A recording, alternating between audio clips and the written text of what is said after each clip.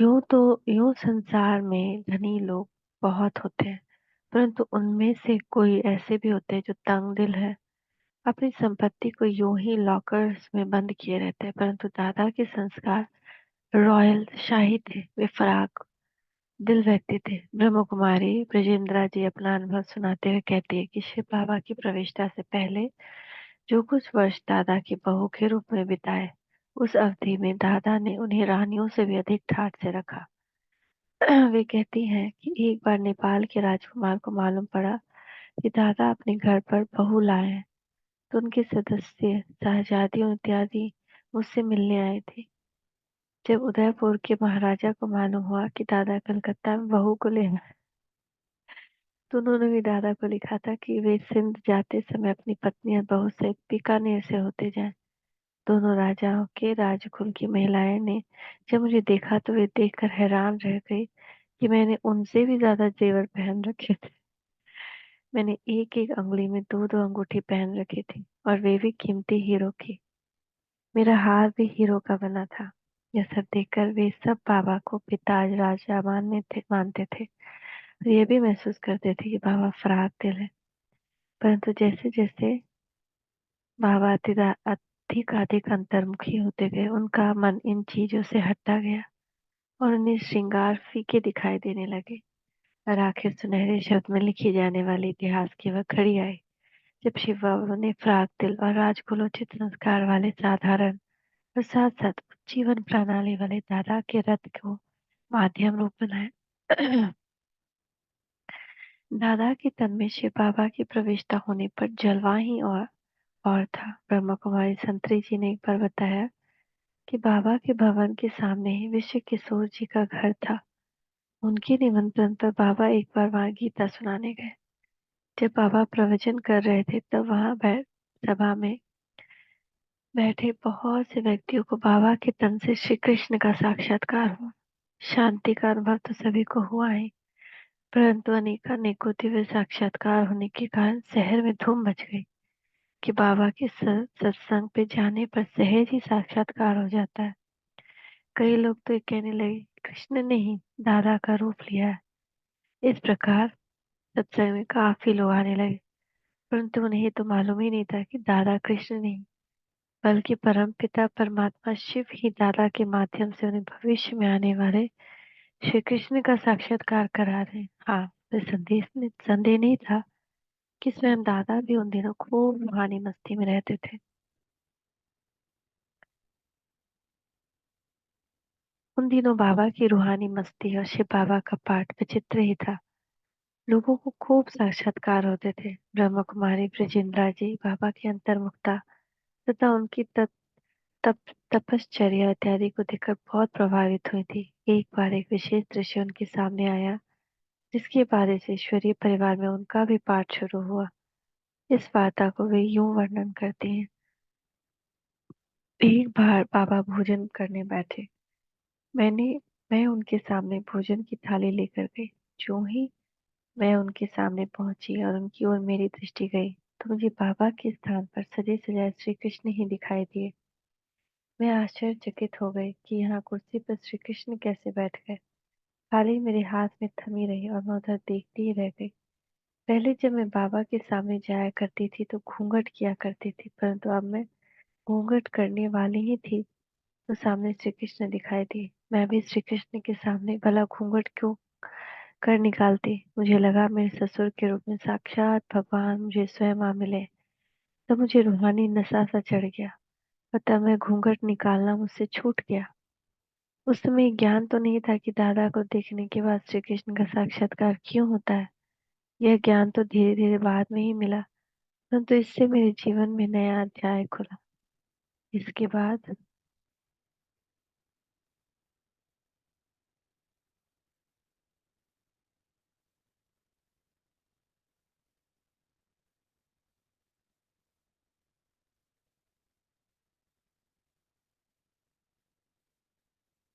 इसके थोड़े ही दिनों बाद मुझे विष्णु चतुर्भुज रूप का भी साक्षात्कार हुआ।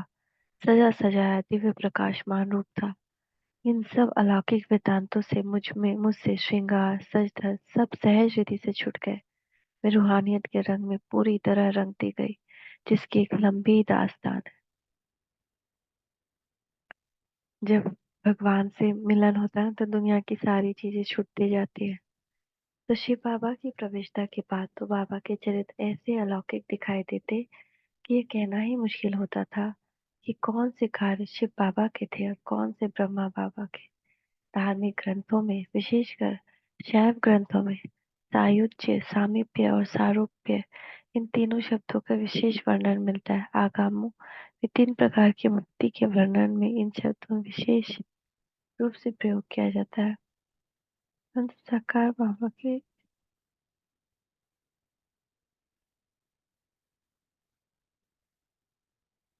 जीवन पर एक नए अर्थ में ये तीनों ही विशेषताएं चरितार्थ होते थे, और उनकी अव्यक्त अवस्था पर तो ये और भी ज्यादा सार्थक रूप में अनुभव किए जाते थे। ब्रह्मा बाबा का शिव बाबा से अनंतमय योग था। दोनों में ऐसा सायुज्य था कि मानो एक दूसरे की राय के बिना अथवा एक दूसरे से अलग होकर वे कोई कार्य करते ही नहीं थे। उनकी उनमें सामीप्य भी इतना था कि वे दो न होकर एक ही मालूम होते थे। मन से, बुद्धि से, गुणों से एक दूसरे से ऐसे निकट जुड़े थे कि जैसे जुड़वा से भी ज्यादा। उनके कर्तव्य भी एक रूप से ही हो गए थे, और ब्रह्मा बाबा का साकार रूप ही तो शिव बाबा का भी साकार रूप था। और ब्रह्मा बाबा की शब्दावली भी तो एक रूप ही लेती गई। जैसे दमयंती के स्वयंवर के बारे में प्रसिद्ध है कि वहां राजा नल के अतिरिक्त देवता भी नल से मिलता जुलता रूप धारण कर पधारे हुए थे, परंतु उनमें केवल अंतर इतना था कि देवताओं के रूप में परछाई नहीं थी और राजा नल की परछाई थी। इस संकेत से ही दमयंती ने राजा नल को पहचान लिया था। वैसे ही उपरोक्त प्रसंग में भी शिव बाबा और ब्रह्मा बाबा में भी गुण, कर्म, स्वभाव सामीप्य होते जा रहा था। ऐसा सारूप्य होता जा रहा था कि दोनों में भेद करने का यत्न करना सफलता के द्वार में प्रवेश करने के तुल्य था। इन तीन विशेषताओं के कारण ही तो आज भी अव्यक्त बाप दादा का समृद्ध रूप से कार्य चल रहा है। अलौकिक जीवन की कुछ झलकियां जो मैंने शुरू में देखी, साकार ब्रह्मा के जीवन की जो घड़ियां बीती, वे सभी स्मरणीय है, क्योंकि स्मृति पटल पर उनका पुनः उभर आना ऐसा प्रतीत होता है जैसे कोई रंग बिरंगे प्रकाश का झरना मन को मुग्ध कर लेता है। उनसे जीवन में एक नई ताजगी आती है, मनुष्य को एक नया संदेश मिलता है, और मन उन सुनहरी यादगारों को देख अथवा संस्मृतियों के पन्नों को पलटकर हर बार नई खुशी महसूस करता है। उन्हीं पन्नों को जल्दी जल्दी पलटते हुए जो चित्र लेखक के भीतर नेत्र के सामने आते जाते उनमें से दो चार का चित्रण करने का प्रयास कर रहा हूँ। बात 1953 की है, जब मैं पहली बार मधुबन गया था। उन दिनों इस ईश्वरीय विश्वविद्यालय का मुख्यालय वर्तमान स्थान पर न होकर ब्रिज कोठी में था। मन में कुछ विचित्र स्थिति लेकर गया था।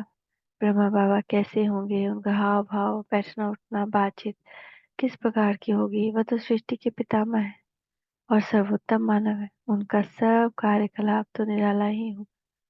ये सब देख पाने की उत्सुकता मन में हिलोरे ले रही थी। वहां जाने से पहले मैंने कल्प वृक्ष के मूल पर उनका चित्र तो देखा ही था, और लाल अक्षरों में उनके कई पत्र भी पहले पा चुका था, परंतु अभी साक्षात उनके सामने बैठने का सौभाग्य मुझे प्राप्त नहीं हुआ था। आखिर रेल और बस द्वारा यात्रा पूरी हुई और हम मधुबन पहुंचकर नहा धोकर उत्सुकता के मन में बटोरे हुए पिताश्री से मिलने, उनके माध्यम से शिव बाबा से मिलने की तिरोहित इच्छा लिए हुए उनके सामने जाकर बैठ गए। सच कहता हूँ, इन नैनों ने ऐसी छवि कभी नहीं देखी। बाबा के चेहरे पर अनेक राजों से युक्त परंतु स्वाभाविक और वात्सल्यपूर्ण कुछ हल्की कुछ गहरी रेखाएं उमड़ आई थी। परंतु ऐसा याद आता है कि शायद एक मिनट ही अभी मुझे वहां बैठे हुए हुआ होगा कि बाबा ने मुझे निहारते हुए उस पर ऐसी दृष्टि डाली।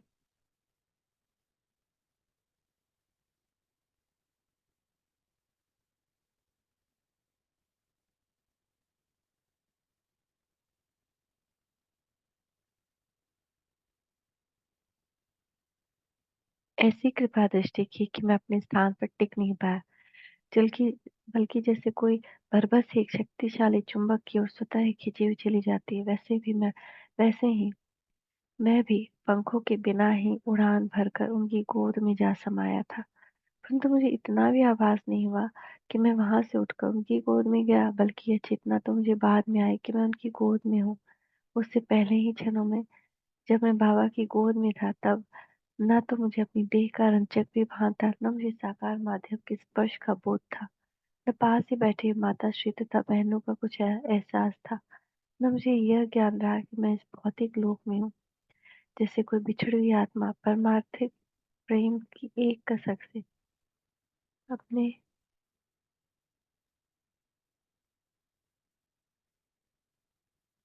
प्रियतम से मिलने की अनुभूति में डूबी हुई हूँ। एक ऐसी ही चेतना का आत्मा में संचार हुआ। ढूंढने से शब्द नहीं मिलते कि इसका वर्णन कर सकूं।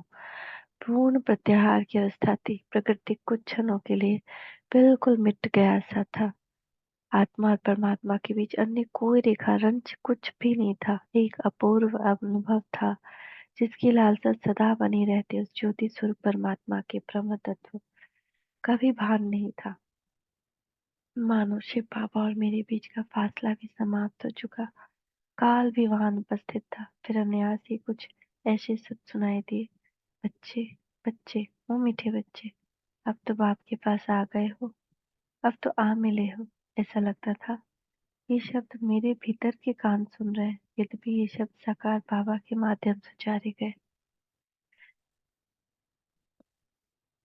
अब धीरे धीरे मुझे महसूस हुआ कि मैं उस पिता की शीतल गोद में हूँ।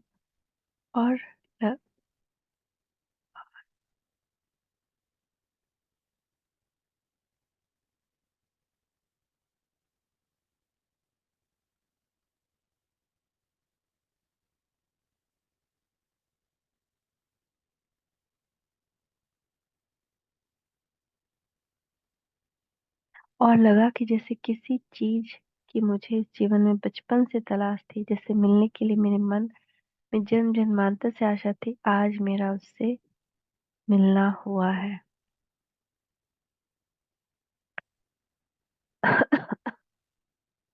थोड़े ही समय में जब मेरे साथ ही आए हुए अन्य लोगों से भी बाबा मिल चुके थे, तो वे आसन से उठे और मेरी उंगली को समर्थ हाथों में थाम कर, जैसे एक पिता अपने छोटे बच्चे को कहीं ले जाता है, वे मुझे यज्ञ समाचार सुनाते हुए सीढ़ियों से नीचे उतरने लगे और एक एक उपस्थित ब्रह्मा कुमारी बहन का परिचय भी देते रहे। और साथ साथ उन्होंने मुझे सारा घर, यहाँ तक कि स्टॉक के बंद कमरों को भी खुलवा कर दिखा दिया, जैसे कि चिरकाल के बाद आए किसी बच्चे को बाप अपने घर का सारा समाचार निसंकोच होकर सुना देता है। और तो क्या, बाबा ने मुस्कुराते हुए एक बात और भी इन शब्दों में बता दी। बच्चे, इस आवास स्थान के पीछे शमशान है और वहाँ एक साधु ने कुटिया बना रखी है और वह रात दिन ऊंचे स्वर में बाबा पर गाली रूपों पुष्पों की वर्षा करता रहता है। पहले दिन ही, प्रथम ही मुलाकात में इतनी निकटता का अभ्यास बाबा ने मुझे दिया था। सभी जानते हैं कि तब न मैं आयु में भी बड़ा था, न ही मेरा संसारिक पद कोई ऊंचा था, न ही मैं किसी भी अन्य दृष्टिकोण से कोई विशेष व्यक्ति था। तो भी बाबा ने इतना स्नेह से, इतने खुले दिल से मुझे सारा समाचार सुनाया और जिस प्रकार मैंने उनमें सहृदयता, आत्मीयता और वात्सल्य पाया, उसने सदा के लिए मेरे हृदय को जीत लिया। विशेष बात यह है कि उन द्वारा मुझे शिव बाबा के मिलन का जो अनुभव हुआ था, वह तो एक ऐसा अविस्मरणीय वृतांत था जिसकी गणना मैं जीवन के सर्वोत्कृष्ट क्षणों में भी विशेष रूप से किया करता हूँ। फिर यहाँ से कल से पढ़ते हैं। ओम शांति, ओम शांति, शांति।